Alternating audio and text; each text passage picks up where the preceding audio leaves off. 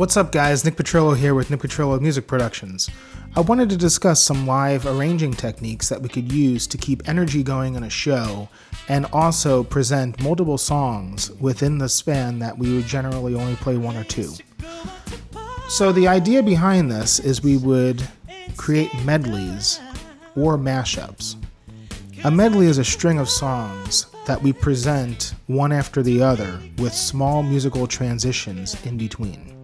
These could be drum breaks, harmonic structures, chord progressions, even a vocal riff that may transition nicely. Primarily, I would like to focus on Sarah Bareilles' arrangement of Love on the Rocks going into Benny and the Jets for this segment. Love on the rocks.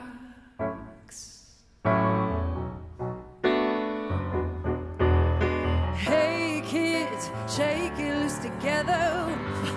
Something that's known to change the weather. I think musically it works very well since Love on the Rocks and Benny and the Jets both have this quarter note pulse, and transitioning between the two songs is quite easy.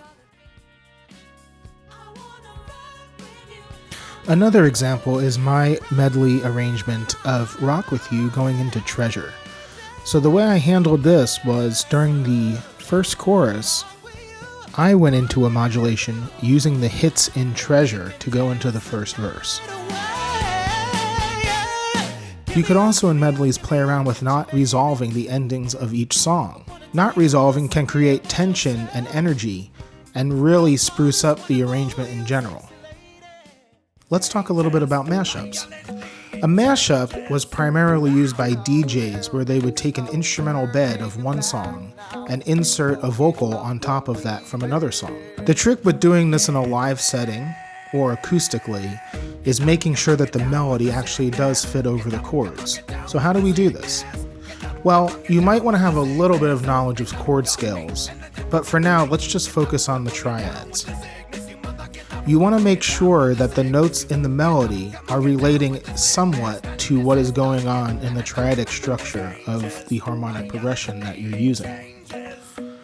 So let's for instance take this version of Shape of You mashed up with Down with the Sickness. In fact, in this mashup arrangement, they move the key up to E flat minor.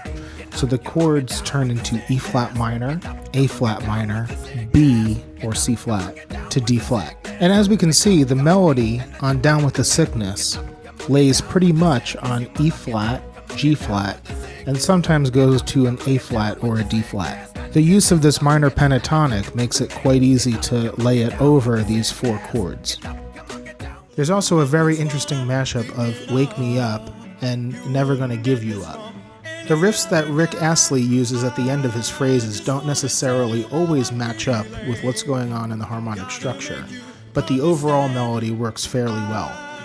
If we look at this mashup, the chords for Wake Me Up are B minor, G, and D. It's a fairly common 6-4-1 progression. If we look at the melody overlay on this, it sounds a little jazzy and a little out because the melody is landing on the 6 and the 9 a lot. Sometimes it even does a passing major 7. It depends on how jazzy you would like to get in your mashups, but again, don't force anything. The trick behind mashups in our setting is to make sure you're not trying too hard. If you try to mash something up that doesn't belong, it could wind up sounding extremely jazzy and sometimes too atonal for your audience.